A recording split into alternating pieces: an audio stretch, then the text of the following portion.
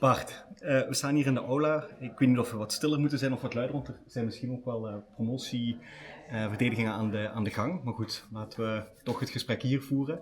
Heel toepasselijk, want we staan in het midden van het onderwerp van vandaag. De tentoonstelling, maar belangrijker nog het boek dat jij hebt geschreven naar aanleiding van 50 jaar Universiteit Maastricht. 50, een objectieve geschiedenis van de universiteit. Als mensen het boek lezen, dan zullen ze zien dat je er enorm veel werk in hebt gestoken en hele prachtige objecten hebt uitgekozen. Daar gaan we het straks over hebben. Die staan hier ook. Maar laten we eerst, voordat we daarin duiken, beginnen met jouw achtergrond en jouw huidige functie. Ik ben cultuurwetenschapper van huis uit. Ik heb in Maastricht gestudeerd. Vers van de middelbare school naar de universiteit hier naartoe cultuurwetenschap studeren. En toen na mijn afstuderen het onderwijs ingerold. Een paar jaar docent geweest. Toen gaan promoveren, ook in Maastricht. Op een proefschrift over de geschiedenis van monumentenzorg in Groot-Brittannië en Duitsland. En toen heb ik nog een postdoc-aanstelling ook in Maastricht gehad. En toen ben ik naar Nijmegen gegaan een paar jaar. Daar was ik docent politiek en sociale geschiedenis bij de letterenfaculteit daar. En toen een paar jaar geleden teruggekomen, terug op het oude nest. En nu dus weer als docent bij de vakgroep geschiedenis. En voor 1 dag in de week ook aangesteld. Dus als conservator van het academisch erfgoed. Ja. Dat is ook de rol van waaruit ik dus dit boek heb mogen schrijven. Want in die rol als conservator van het academisch erfgoed van de universiteit had je ook een korte uitbreiding om het boek te realiseren. Ja, klopt. Dus in de aanloop naar het 50-jarig jubileum, en het zagen ze al 50 jaar aankomen, dus daar heb ik een tijdelijke uitbreiding van mijn aanstelling gekregen om dit boek te kunnen maken. Dus dat is heel mooi. Ja. Wat was, we kunnen natuurlijk ingaan op jouw hele verleden en gedetailleerd, maar ik denk dat mensen hiermee nu genoeg een beeld hebben van een beetje de context waar je vandaan komt. Ik wil het heel graag echt over dat boek zelf hebben. Hoe is het idee ontstaan om een boek te schrijven? Ze wisten dat jubileum komt eraan en we moeten iets. Ja, we moeten iets. Het idee van een boek was niet bij iedereen meteen zo van, nou, dat gaan we doen. Hè. We hebben al een boek en we moeten dan nog een boek. Maar goed, uiteindelijk was men het daar toch wel over eens dat het belangrijk was om ook iets tastbaars over te houden aan het jubileum. Om iets in handen te hebben ook, wat ook later nog herinnert aan het jubileum. Ja. Toen is dat idee ontstaan om dit boek te maken. Mijn voorganger, Annemieke Klein, die heeft voor het 40-jarig jubileum een boek geschreven, Het Maastrichts Experiment. Ja. Heel mooi boek. Dat was eigenlijk meer een soort oral history project. Die insteek was helemaal anders. Dat was helemaal anders, dus dat was echt gebaseerd op interviews met de pioniers van de universiteit, met de oprichters en degenen die een belangrijke rol hebben gespeeld bij de uitbreiding van de universiteit. En dat was voor haar denk ik heel erg een methodologische keuze, maar ook wel een keuze ingegeven door een gevoel van urgentie. Het idee van het zou wel eens de laatste kans kunnen zijn om die mensen te spreken. Dus daarom heeft ze die interviews afgenomen. En ik vond het natuurlijk gek om dan 10 jaar later dat nog eens dunnetjes over te doen. Dus ik dacht, ik moet het eigenlijk over een ander boek gooien. En toen is dat idee ontstaan om het verhaal van de universiteit te vertellen aan de hand van objecten. Ja, 50 zijn er geworden, heel toepasselijk, want de universiteit is 50 geworden. Wat is dan je eerste stap? Want je kan wel denken, 50 objecten, ik pak er 1 voor ieder jaar. Mm-hmm. Maar dat is niet hoe je het hebt aangevlogen. Nee, ik heb de chronologie vrij snel losgelaten. Ja. Ook wel eerst aan gedacht van, misschien kan ik voor ieder jaar van de universiteit... Ja, dat is even door mijn hoofd gegaan. Maar ik heb dat, zoals ik zei, vrij snel losgelaten. Ik heb ook het is ook een boek wat je niet per se van kaf tot kaf hoeft te lezen. Dus je kunt het in principe openslaan op een willekeurige bladzijde en bij ieder object een verhaal lezen. Het idee om met objecten te gaan werken komt ook wel omdat ik denk dat objecten een hele goede manier zijn om verhalen over te brengen. Ik heb zelf een deel van mijn promotieonderzoek in Parijs gedaan en in de archieven van UNESCO, de Werelderfgoedorganisatie. En daar had ik ook een soort ervaring. Ik ging daar de archieven in en onderzoek doen en kreeg daar documenten in handen van het late jaren 40, 46, 47, dus de periode waarin UNESCO werd opgericht. En ik merkte daar dat eigenlijk het door mijn handen laten gaan van dat materiaal eigenlijk me meer informatie gaf dan de letters die erop gedrukt stonden. Ja. Dus de materialiteit daarvan, omdat het hele dunne vellen waren die mij in een verhaal vertelden eigenlijk over de schaarste en zuinigheid van die naoorlogsperiode. Ja. Dus het is eigenlijk wat Johan Huizinga misschien een historische sensatie zou noemen, het idee van de tastbaarheid van objecten, de tactiliteit ervan, vertelt ook een heel verhaal. En wij zijn natuurlijk als historici wel erg gericht op letters over het algemeen, maar ook die objecten vertellen een verhaal. Dus ik ben daar natuurlijk ook niet de eerste in, ik maak me geen illusies. Je hebt bijvoorbeeld dat History of the World in 100 Objects, wat je misschien wel kent van de oud-directeur van het British Museum, Neil MacGregor. Dus dat concept is natuurlijk inmiddels al beproefd, hoewel het nog steeds de laatste jaren wel vlucht genomen heeft. Er zijn steeds meer geschiedenissen aan de hand van objecten. En ik vind dat wel een interessante. Wat je vroeger de school had van de lieu de mémoire, krijg je nu de objet de mémoire in principe. Dus dat antwoordt nog niet helemaal op hoe moeilijk het is om te kiezen voor die objecten. Want als je zegt van ik ga chronologisch en ik kies uit ieder jaar, dan is die keuze in zekere zin beperkt. Want van de oprichting zullen er niet zoveel iconische documenten, of zullen er veel meer iconische documenten zijn dan 15, 20 jaar business as usual op het moment dat ze bezig zijn. Dus hoe heb je die 50 weten te destilleren uit honderdduizenden mogelijke objecten? Nee, het zijn echt, ik denk misschien wel miljoenen objecten als je gaat tellen. Frank Trentman heeft zo'n boek geschreven over de geschiedenis van het kapitalisme en die schat dat de gemiddelde persoon in West-Europa 10.000 objecten bezit. Nou ja, als je dat extrapoleert naar een universiteit met duizenden medewerkers en zoveel gebouwen, dan kom je al heel gauw bij duizendwekkende aantallen. De reden dat het ook objectieve in de titel tussen aanhalingstekens staat, is omdat dat nooit een objectieve keuze is. Per definitie stijpen daar persoonlijke voorkeur. Het is eigenlijk een subjectieve geschiedenis van de universiteit aan de hand van objecten. Aan de hand van objecten, dat is natuurlijk het idee geweest. Dus nee, kijk, dat is ook wel denk ik het verschil tussen misschien erfgoed en geschiedschrijving. Hè? Dus geschiedschrijving heeft in ieder geval de ambitie of de potentie om, objectief te zijn, hoewel er wel onderkend wordt dat dat misschien een mogelijk streven is, maar in ieder geval is de ambitie er. En erfgoed is natuurlijk per definitie selectief. Hè? Dat gaat over ook van wat wil je bewaren en wat niet. Dus daar zitten per definitie arbitraire keuzes achter. Ik heb wel geprobeerd bij het maken van die selectie om de universitaire gemeenschap te betrekken, want het is natuurlijk niet meer helemaal van deze tijd om als conservator op een soort troon te gaan zitten en te zeggen, ik ga wel even bepalen wat belangrijk is. Dat is natuurlijk in het kader van erfgoed, gemeenschappen en zo, waar het vandaag de dag veel over gaat. Het is belangrijk dat je dus mensen betrekt daarbij. Dus ik heb ook wel heel veel gesproken met collega's, met oud-collega's, met alumni, met studenten. En die hebben allemaal ideeën ook aangedragen. Een aantal daarvan zijn ook in het boek terecht gekomen. En een deel van de objecten die erin staan, die komen uit uit onze erfgoedcollectie, zal ik maar zeggen. Die zijn ook evident waardevol. Zelfs als je niks weet van de geschiedenis van de universiteit, dan herken je bijvoorbeeld, noem eens wat, de ambtsketen van de rector als een belangrijk object. Maar er staan ook heel veel objecten in die op het eerste oog misschien heel alledaags lijken en toch een interessant verhaal vertellen. En sommige dingen daarvan heb ik gewoon per toeval gevonden, want ik ben nu dus met gebouwbeheerders en zo alle zolders en kelders van de universiteitsgebouwen afgegaan om ook actief zelf objecten te zoeken. Wat is dan zo'n opmerkelijk alledaags object? Ik wil niet te veel van het boek, maar toch een beetje als een appetizer voor mensen. Wat is een interessant alledaags object dan in het boek? Er staat bijvoorbeeld een presse-papier zit er bijvoorbeeld in. Voor de jongere luisteraars, dat werd vroeger gebruikt om papier op een plek te houden, zo'n gewicht. Dat is dus eigenlijk een min of meer alledaags kantoorobject. Maar in dit geval was hij aan beide kanten gegraveerd. Aan de ene kant met het oude logo van de Rijksuniversiteit Limburg, zoals de universiteit de eerste 20 jaar van haar bestaan heette. En aan de andere kant met het nieuwe UM-logo, zoals we dat nu nog steeds hebben. Dus dan kun je aan de hand van zo'n redelijk alledaags object toch in ieder geval ook iets vertellen over de geschiedenis van die hele naamsverandering, de beweegredenen daarachter. In een moment van transitie geïncapsuleerd in één klein werk.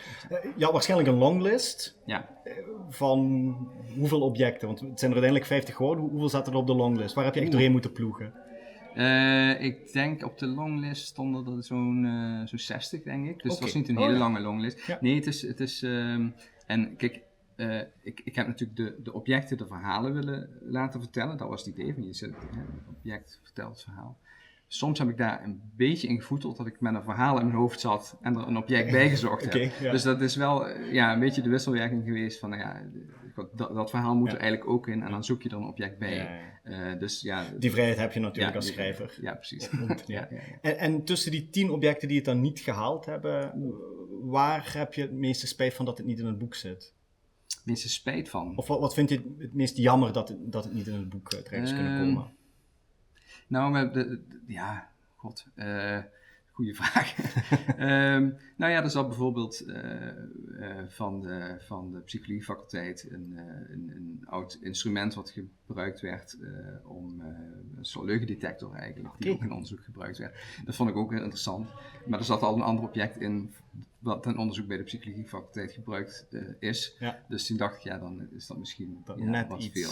Dus die is dan bijvoorbeeld afgevallen, terwijl dat wel een heel interessant object is natuurlijk. Maar ik heb wel geprobeerd om ook, min of meer evenredige representatie van de verschillende faculteiten. Dus dat je zegt van, je kunt niet alleen maar van één faculteit objecten hebben. Dus er zitten wel, ook in de breedte geprobeerd daar rekening mee te houden bij het selecteren. Liggen er in de tijd wel zwaartepunten? Dat je merkt dat een bepaald decennium net wat interessanter is, of een bepaald jaar toch net wat interessanter is dan andere? Ik vond zelf, en dat is ook wel weer een beetje persoonlijke voorkeur, ik vond het zelf wel heel mooi om die verhalen over die beginperiode te lezen. Dus toen er gewoon ook heel veel discussie was, de net opgerichte universiteit, heel veel discussie was over hoe gaan we nou de dingen doen, hoe moet het eruit zien. Ja. Dus het was wel duidelijk voor iedereen van we moeten niet gaan kopiëren wat zijn leider van Utrecht en Groningen doen, dus we moeten wel echt anders zijn. Maar tegelijkertijd was er het gevoel van we moeten ons ook in zekere zin conformeren, of we moeten in ieder geval ook de erkenning krijgen van de gevestigde zusteruniversiteiten. Dus dat was een soort continue balans zoeken van tussen vernieuwing en conformiteit. En dat is een van want dat is mooi om aan te haken, ik denk dat mensen het nog net zien op camera, de beslissing om wel of niet met toga's. Ja, dat was een heet hangijzer, de toga's, we hebben het natuurlijk over jaren 60, jaren 70, dus dat was natuurlijk een tijd dat heilige huisjes eigenlijk vrij rukzichtloos omver werden geschoven. En bestaande hiërarchieën en autoriteiten zo continu bevraagd en bekritiseerd werden. En onderdeel daarvan was dus dat er heel erg getwijfeld werd, moeten we wel een toga, moeten we dat wel doen? Dus bijvoorbeeld in Duitsland had je natuurlijk de studentenprotesten eind jaren 60. En daar was een van de slogans die op de spandoek stond, was unter den Talaren move voor 1000 jaren. Dus met andere woorden, onder die toga's 1000 jaar heeft zich daar stof opgehoopt. Dus weg met die dingen. Ja. En dat speelde in Nederland ook wel een beetje. Dus dat werd steeds meer, toch wel kritisch bevraagd, dit soort tradities. En ook in Maastricht, je had bijvoorbeeld iemand als Wieland Wijnen, die bekende onderwijsvernieuwer, groot voorstander van echt best wel radicale onderwijsvernieuwing. Die zei van, voor de progressieve intellectuelen is een spijkerbroek goed genoeg als uniform. Ja.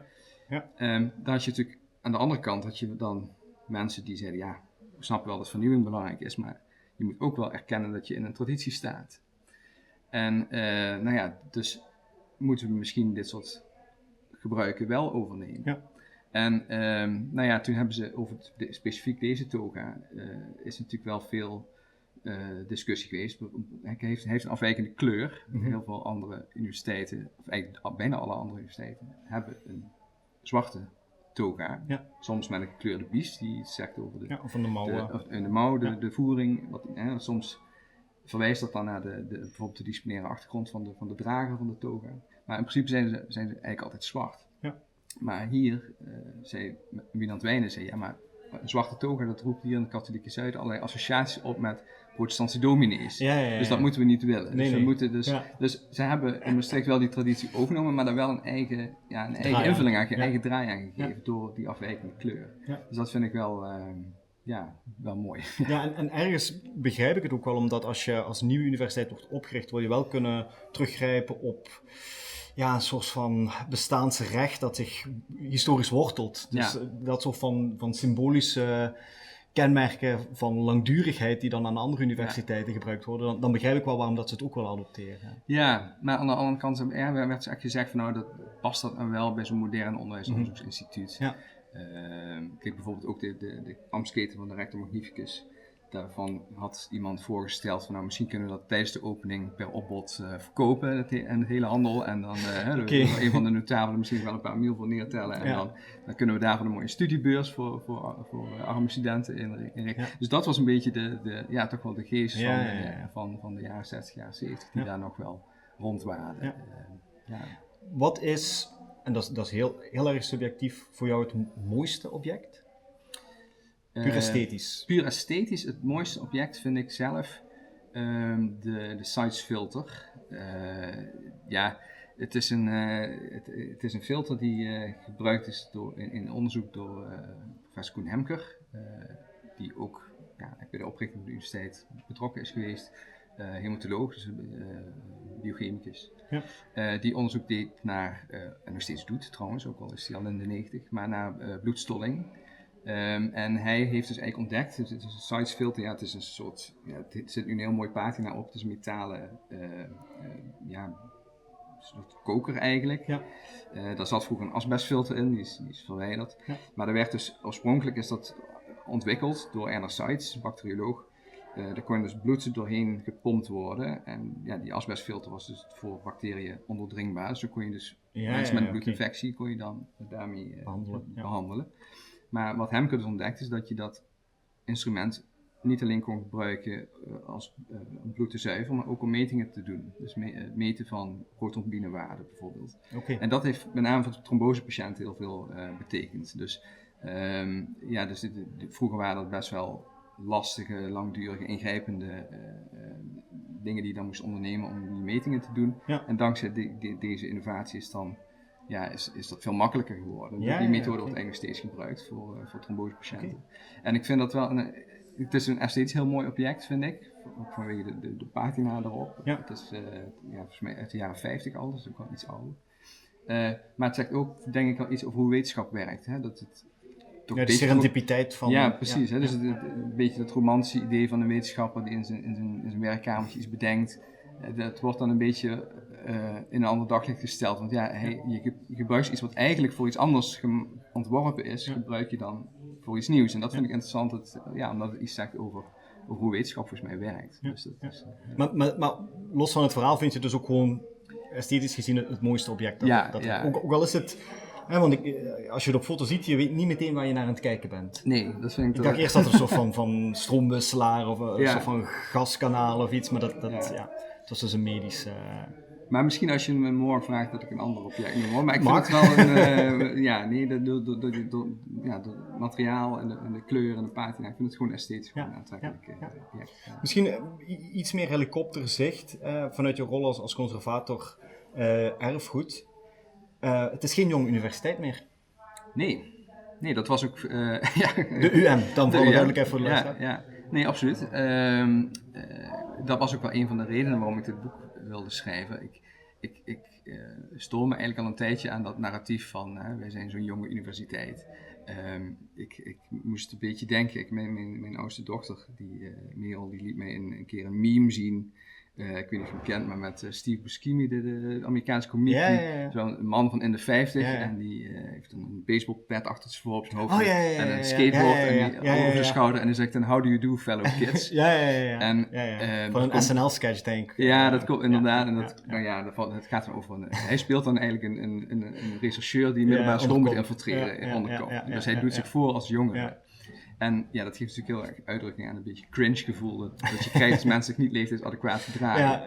En ik heb dat gevoel ook wel een beetje bij onze universiteit. Hè, van we hameren heel erg op. Ja, we zijn zo jong en we zijn zo anders en we doen...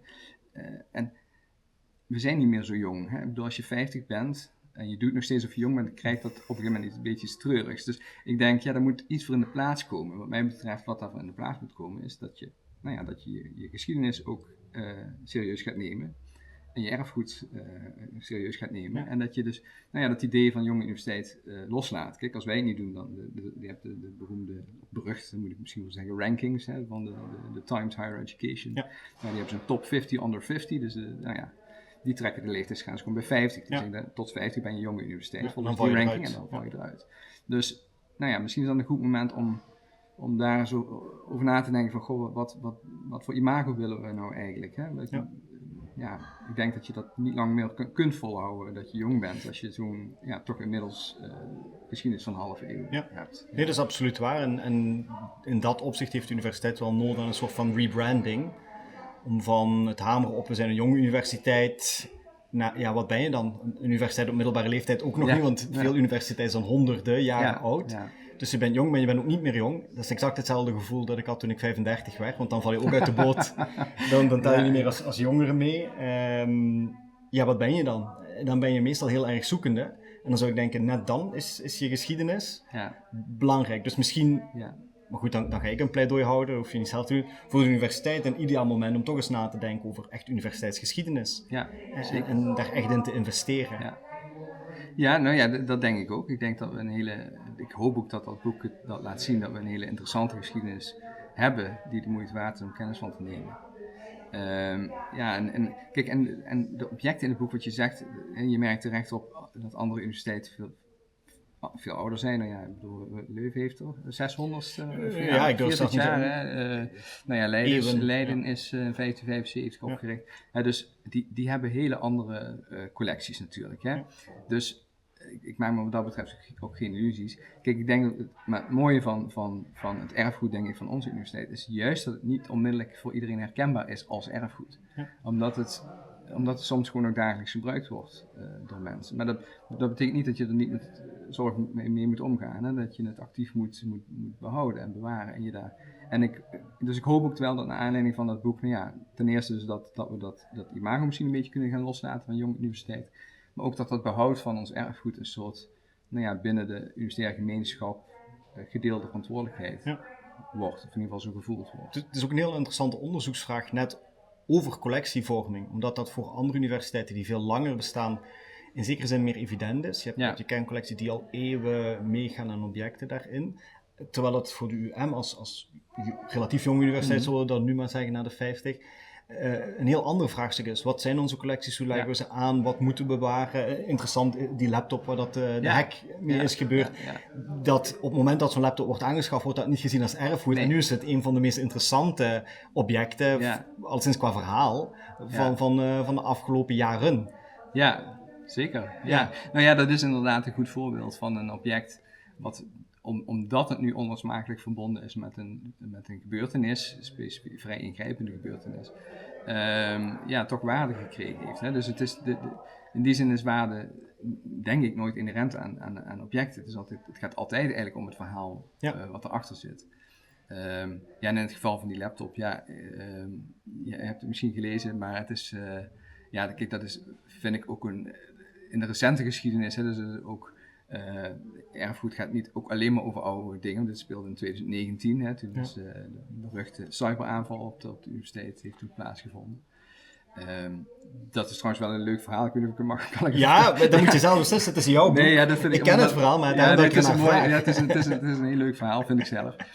Dus er werd cybercriminelen hebben toen phishing mails gestuurd en toen heeft een van de medewerkers daar per ongeluk op geklikt. En ze hebben toen dus het hele systeem geïnfiltreerd en eigenlijk alles platgelegd. Hè? Dus vlak voor kerst 2019. Dus mensen konden hun e-mails niet meer in. We konden niet meer het systeem wat gebruiken om tentamens af te nemen. Dus mensen konden niet meer bij een onderzoeksgegevens. Dus het was echt vrij desastreus. En die cybercriminelen die eisten dus losgeld van de universiteit. En het college van bestuur heeft daar toen lang natuurlijk over nagedacht. Ja, moeten we dat doen? Ja, je wil natuurlijk liever niet criminelen betalen. Maar de gevolgen waren dusdanig dat ze uiteindelijk besloten hebben om toch maar te betalen. En dat was een bedrag van 30 bitcoin. En dat was omgerekend €200.000 ongeveer toen. Ja, dat is een substantieel bedrag. En toen inderdaad, na wat reparatiewerkzaamheden werd alles weer vrijgegeven. En onderwijs kon weer van start. Dan denk je daarmee is de kous af. Maar het krijgt nog een staartje het verhaal. Want een aantal maanden nadien was het Openbaar Ministerie en de politie er dus in geslaagd om 1/5 deel van dat betaalde losgeld te traceren, in te vorderen en terug te geven aan de universiteit. Ja. Maar in die tussenliggende maanden was de koers van bitcoin zo hard gestegen dat 1/5 deel nu $500.000 waard was. Dus ze hebben winst gemaakt. Ze hebben 3 ton winst gemaakt op dat hele verhaal. Dus dat was ook wel een beetje zo in de wandelgang het grapje van zijn we nou het slachtoffer van een cyberaanval of we hebben gewoon een goede investering gedaan? Want in geldelijke zin hebben we er in ieder geval toch nog iets aan overgehouden. Wat het heel, heel mooi aantoont, en dat vind ik altijd zo fascinerend aan geschiedenis, is dat geschiedenis contingent is. Je weet helemaal niet welke kant het opgaat. En vaak hebben mensen het idee, omdat dingen op een tijdslijn gezet worden, dat het nu eenmaal zo wat moeten lopen, hè, teleologisch, van begin tot waar dat je nu bent. Maar dat zomaar alle kanten op kunnen vertakken. Ja. Alleen al zo'n hack, waar je denkt, ja, het geld is verdwenen, niet alleen krijg je het terug, je maakt ook nog eens winst. Ja. Dat is eigenlijk een scenario, als je dit voor een film zou schrijven, zou je zeggen, ja, dat is wel een klein beetje ver gezocht, dat gelooft toch niemand. Ja. Ik denk dat dat ook wel de kracht is van zo'n boek, hè. Zoals je zegt, het is geen oral history geworden, het is geen bildungsroman van de universiteit zelf, het zijn een aantal objecten. Het zijn er 50, dat er even goed 60, 70, 100, 50 miljoen middel van de vraag, die je telkens weer een ander blik gunnen in hoe dat zo'n universiteit in elkaar zit, in de onderhandelingen, achter de schermen, in de spanningen, soms in onverwachte momenten. Wat hoop je nu zelf dat mensen aan het boek overhouden? Ik hoop dat het breed verspreid gaat worden door de universiteit, weet ik natuurlijk niet, het is niet aan mij om te zeggen. Ja. Maar de mensen die het lezen, wat hoop je dat ze daaruit meenemen? Nou, ik hoop dat ze eruit meenemen, dat ze de waarde gaan inzien van objecten. Dat ze misschien iets minder gemakzuchtig zijn in het weggooien van objecten. Ik denk dat wij in onze hedendaagse consumptiemaatschappij ontzettend veel spullen hebben, maar ook ontzettend veel spullen weggooien. Ja. En soms wat achterloos weggooien ook. En dat is, ik hoop dat dat boek laat zien dat dat jammer is, omdat je daarmee ook de verhalen eigenlijk weggooit. Hè? Dus die objecten zijn zo onlosmakelijk verbonden met die verhalen. En als het object er niet meer is, dan kun je ook dat verhaal niet meer vertellen. Dus ik hoop dat, een van de effecten van het boek is dat mensen daar iets minder gemakzuchtig met hun spullen omgaan. Met spullen ook van de universiteit omgaan. En dat ze iets leren over de universiteitsgeschiedenis. En over dat wij, en ook met mij gaan inzien dat het een hele interessante geschiedenis is. Ja. Dus wat betreft de verspreiding, het is dus zo dat een deel heeft dus het college van bestuur gaan dat uitdelen als relatiegeschenk aan deze en gene. En voor de algemeen geïnteresseerden is het ook te koop in de Maastrichtse boekhandels, bij de Dominicanen en de Tribune. Krijgen UM-collega's korting?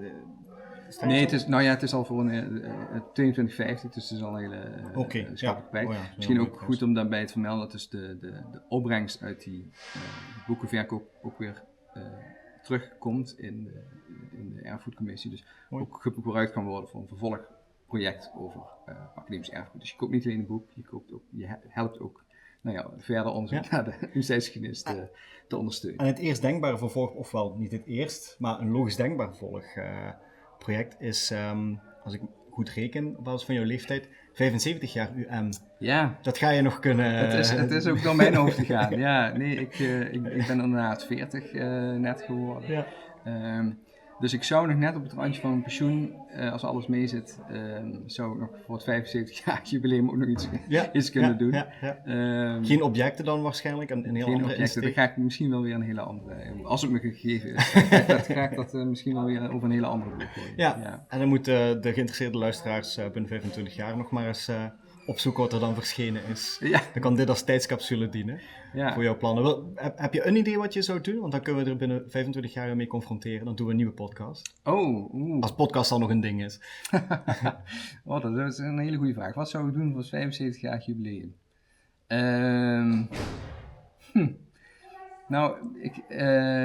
Misschien, ik denk dat het, wat mij heel interessant lijkt, is om de wat meer onderbelichte delen van onze academische gemeenschap dan centraal te stellen. Okay. Ik denk dat het gaat natuurlijk vaak over institutionele geschiedenis, het gaat over hoogleraar, het gaat over bestuurders. Ja. En dat is allemaal heel belangrijk en daar moeten we ook zeker aandacht aan besteden. Maar je hebt natuurlijk ook, een academische gemeenschap zijn niet alleen bestuurders en hoogleraren, het zijn ook vooral studenten. Dus ik zou ook denken, bijvoorbeeld iets rond de studentenverenigingen, de studentensportverenigingen. Ja. Er zitten ook overigens al een aantal voorbeelden in dat boek. Maar dat soort groepen die over het algemeen misschien wat onderbelicht blijven. Bottom-up verhaal in plaats van top-down. Bottom-up geschiedenis. Dat lijkt me wel, zou een interessante onderzoek kunnen zijn. Binnen 25 jaar komen we erop terug. Ja. Hartelijk dank voor het gesprek. Mensen die het boek willen kopen, het is momenteel uit in de boekhandels? Het ligt bij de boekhandels, ja, Dominicanen en Tribune is te koop. Oké, super. En dan nog even reclame maken voor Tracé zelf. Het jaarboek dit jaar staat ook in het teken van 50 jaar universiteit. Jij bent gastredacteur daarvan en dat zal in december verschijnen. Dus mensen die nog meer willen weten over de universiteit, worden dit jaar echt op een wenken bediend. Zeker. Nou, Bart, hartelijk dank. Ja, graag gedaan.